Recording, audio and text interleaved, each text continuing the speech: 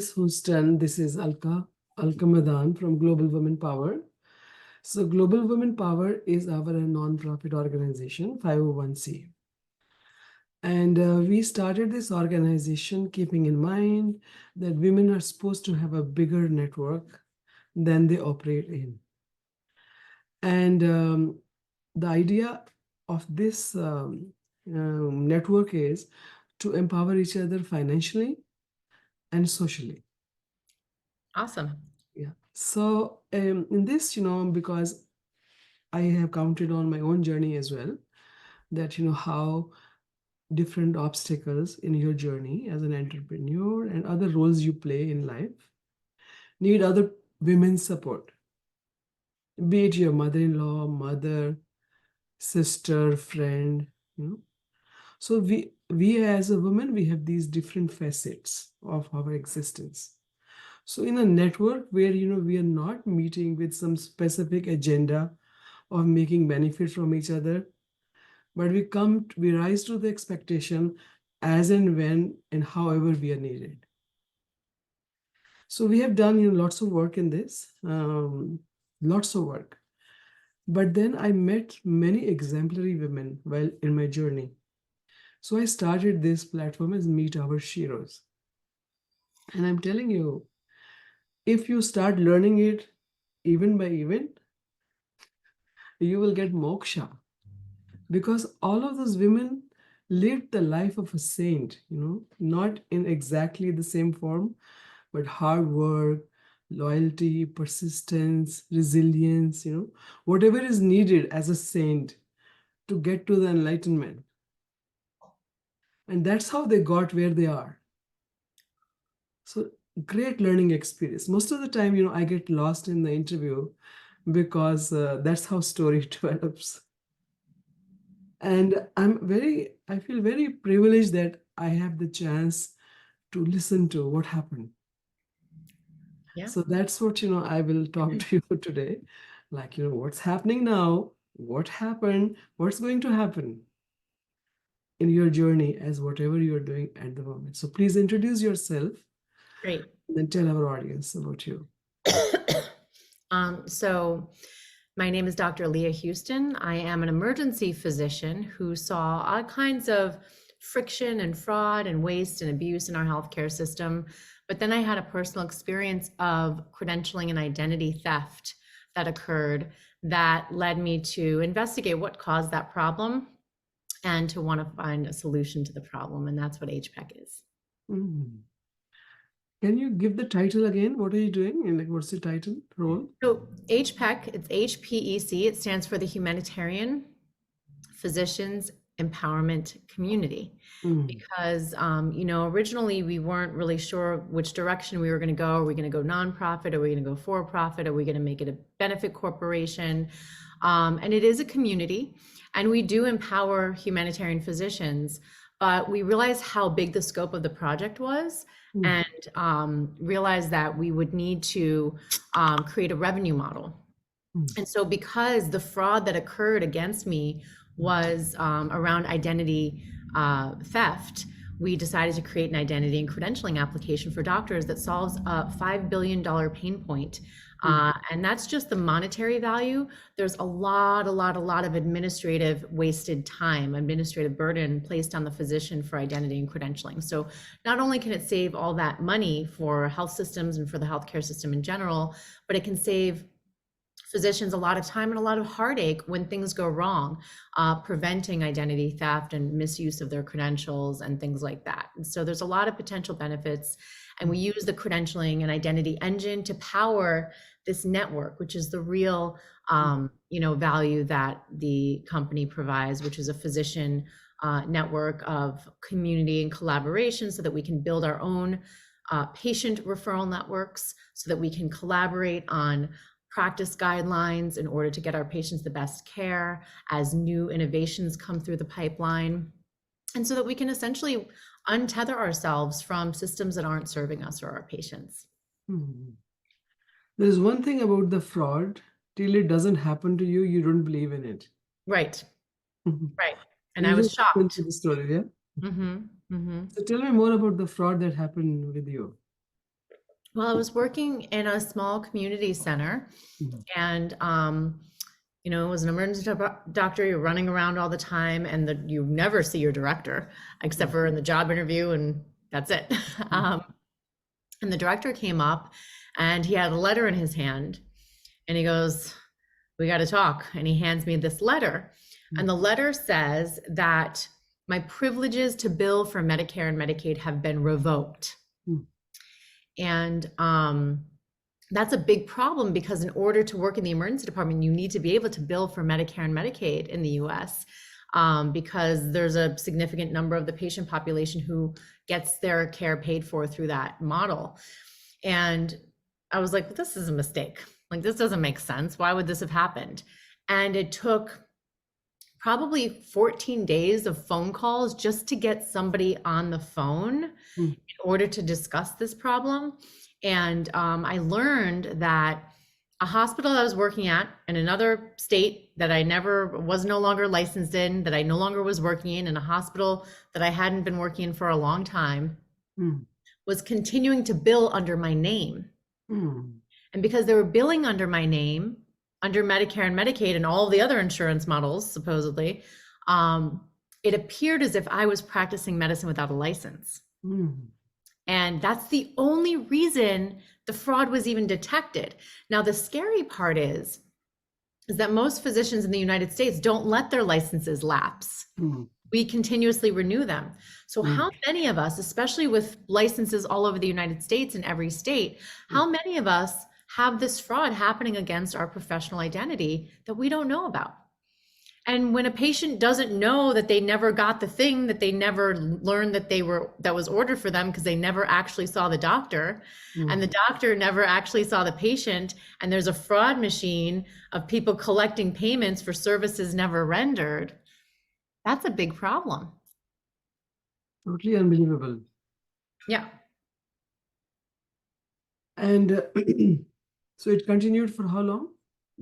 Um, well, I found out about it, and it took about 5 months of, legal back and forth to essentially prove that I was working in an entirely different place at that time. Mhm. But the burden of proof was placed on me to Mhm. prove that I actually wasn't the one committing the fraud. Mhm. And as a single woman working in the world, it was very hard to not work for 5 months, to not have an income for 5 months, and to have to do this legal battle by myself. You Mhm. know, no help from any professional or national, regional medical associations is offered for things like this. And this is actually more common than people realize. Mhm.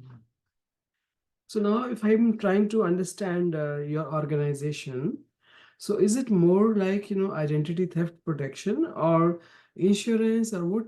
How will you comprehend for us? Like, what does your organization do for a person like me, say? Yes, for sure. So we have a mobile application. Mhm. It's a software mobile app, and it's on the iOS and Google Play. So it's on Android and iPhone. And it's a wallet that you can hold, store, share, keep your credentials. And those credentials can actually be permanently verifiable and receivable by state licensing boards, by your medical school. So in a digital format, they're pre-verified essentially. Mhm. And then those credentials can be shared directly by you and revoked directly by you. So the revocation piece is how we as physicians will know who is billing under our name when. Mhm. And so it's kind of like a credit check for your credentials that we're building.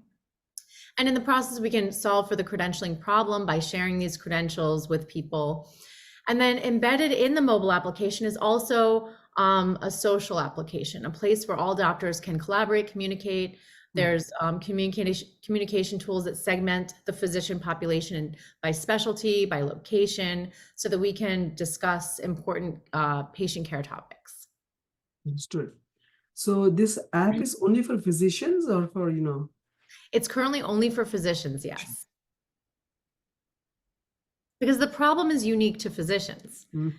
The credentialing process is a 4 to 6 month extremely administrative, really burdensome process for doctors. Mm. Other practitioners also have some friction, but nowhere near as much. And there's an actual shortage of doctors. So we're really kind of focusing on this niche segment of the population because that's where the highest need is.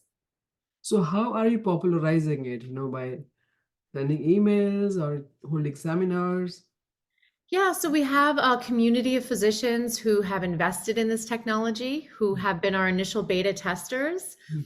And as we refine the software and as we refine the product, we're going to start inviting more. And there's also an incentive structure to invite your colleagues. It's a free application to join. You can, because our revenue model is through the credentialing process, so we don't need to charge our members. And so you can invite your colleagues, you get incentivization to invite them with points that can later be used for all kinds of services that we're going to provide downstream. And so it's really, it's an opportunity more so than like, something that we need to sell. So, yeah, very interesting. I could never think that, you well-placed people who are protected by the system are being defrauded by the system. And now you're trying to break through the system. Right, right. And So we're not being protected by the system. That's the lie. We think we are. but it looks like, Yeah, yeah. We until things go wrong, like you said. it's wrong. Yeah. Okay, so mostly, we discuss about your journey, like how did you arrive to this profession? To What, medicine. yeah. Well, It's not an easy profession to be in. Needs lots of hard work. yeah, medicine in general is not easy. It's gotten harder because, the curriculum hasn't gotten harder, but because there's been more administrative burden on the other end of things, and because reimbursements have gone down, it's getting harder and harder to want to be a doctor, which is really sad and unfortunate. And that's another reason that we're building this tool to make being a doctor easier, to make wanting to practice medicine easier, collaborating with your peers, building your private practice, getting to jobs faster and working if you want to be employed and getting paid for your services faster. But I went into emergency medicine because I really I loved science. I excelled in the sciences and I really enjoyed it, but I wanted to help people. I wanted to do something different. And the idea of working in a lab wasn't really my thing. I'm kind of a people person. I also like to solve complex problems. I like a fast-paced environment. And so emergency medicine was the choice for me. And you have the same personality trait in all walks of your life? Yes. What else do you do? That's it. I mean, I have a personal life. I mean, I have some friends that I get to see once in a while, but this is really my passion. This is really what I do. I'm really, I think what's happening in the US healthcare system is really, really terrible. And I think that it's going to take entrepreneurs to fix it, and it's going to take collaboration amongst those who are afflicted in order to fix these kinds of things. So I work a lot on this. This is a very, very important passion project of mine in order to bring the solution to my colleagues and to the patients that they serve. But yeah, I do Pilates. I try to exercise. I like to cook, stuff like that. So this shock of those 14, 15 days or whatever, I think has changed into passion. I can understand that. It So wasn't 14 days, it was 5 months. 5 months. Oh my 5 God. months of being unable to work. Yeah. So I'm glad that you changed it into passion rather than depression. Well, And there was a blip. I mean, don't get me wrong. There was a blip where I thought my life was over and where I was totally freaking out, but take a deep breath, compose yourself, and then carry on. but then, few people decide, okay, now let me see how I can, solve this puzzle. And a few people, they just become the victim of that fear and always being afraid of, oh, I wish it shouldn't happen again, right? So you Yeah. chose the other path.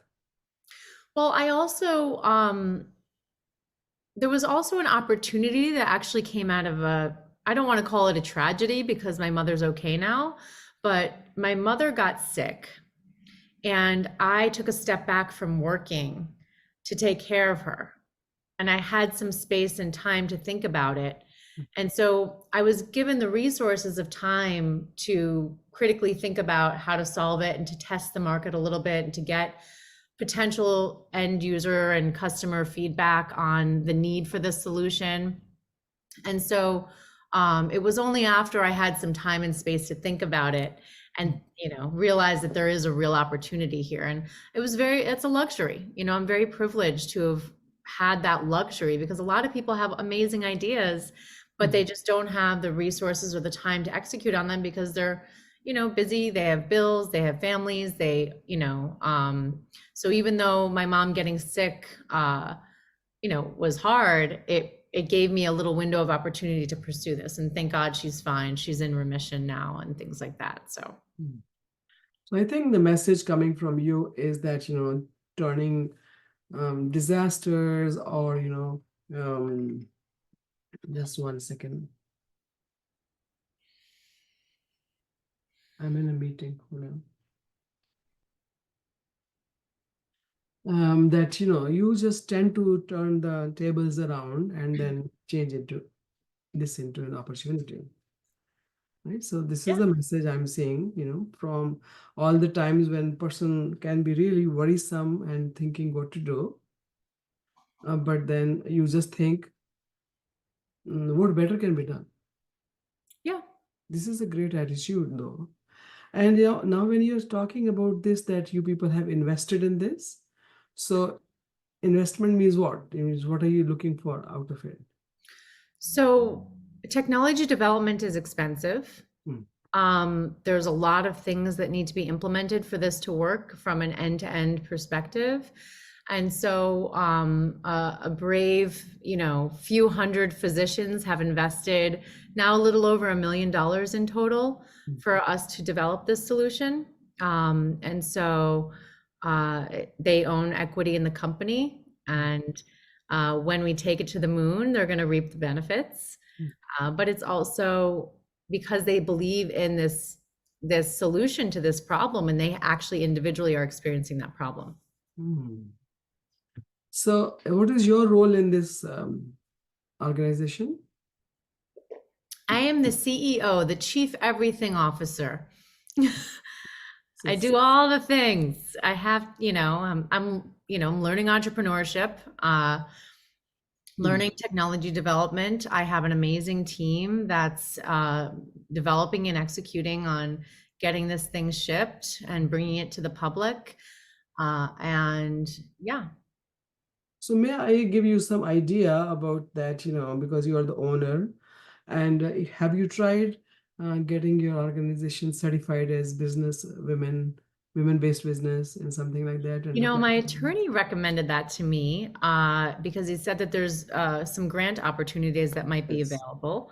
Could you mind sending me some info on that? Because he said it to me and I looked it up, but it seemed like there was like all these steps and cumbersome processes. And I'm like, I don't know if I have time for this. And then I forgot about it. So thank you for reminding me. But yes. Because, and the way you're doing it, and if you knock at the door from the women perspective also, you will get lots of funding. Oh, well, that'd be nice. Yeah, and a few people just, give money and say, oh, it's very close to my heart. I don't even want money back. Okay. And then another thing is also, if you are doing it, this is for benefit or non-profit? It's a for-profit company, yes. For-profit.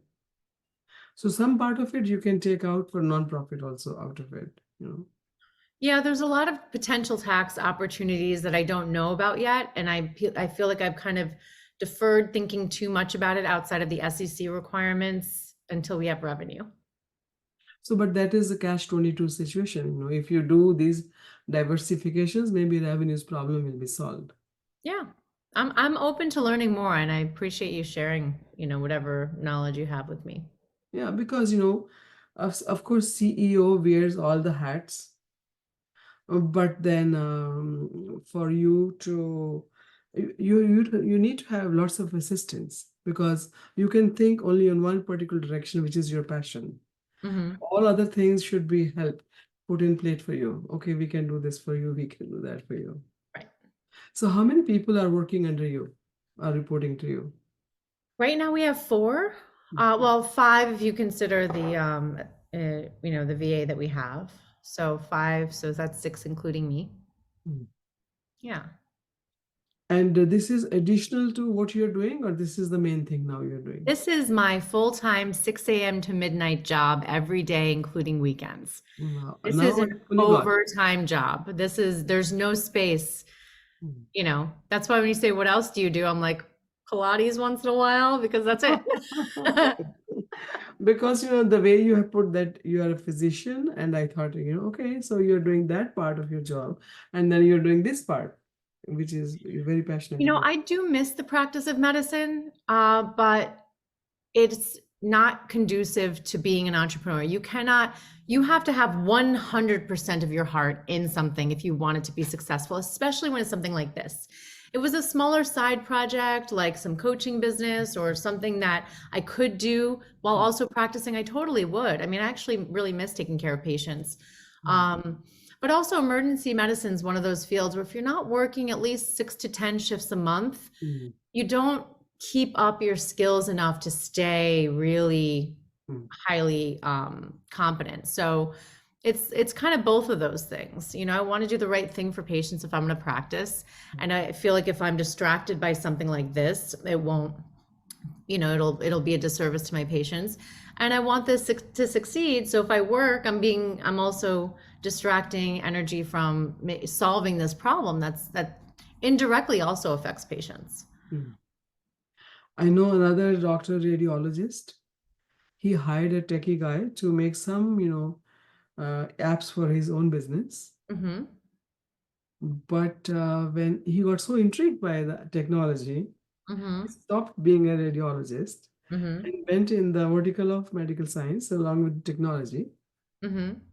And then completely it came in a very big venture, Uh-huh. which he now exited also, became vendor to Apple. Oh, great. And just He his hired a whole, great person. huh? He must have hired a great person to get that He built. himself had this passion of, putting technology and the medical or medicine together. Right. So all different apps, etc. So I see that, when you are talking and you're also leaving what you were supposed to do to get into something which is more needed and wanted. Yeah, Perfect. for sure. So as a women network, any help we can do for you? Um, do you have any other physicians in the network? Yes, we do. Yeah. I can And pass. are you mostly, you're international, or are you US based, or? National and US based too. Okay. But Yeah. you are mostly looking for a US based doc physician. Yeah. So this is a solution for United States. So I have family of doctors. My sister is a doctor. Her daughter is a doctor there in Philadelphia and in Washington. So if you send me a brief in an email Mm-hmm. about, the way it can be presented to them, Mm-hmm. and then I will pass it on. I will. The goal is for us to onboard about 10,000 doctors this year, Only from US, right? only from US now, but we do have an opportunity for an international play. But it's the way the problem solved here is different than in other countries, Of course. Yeah. But we do have the ESFMG pathway here in the United States, where if you're a physician who's practiced outside the US, you can take this pathway to become a doctor here through ECFMG.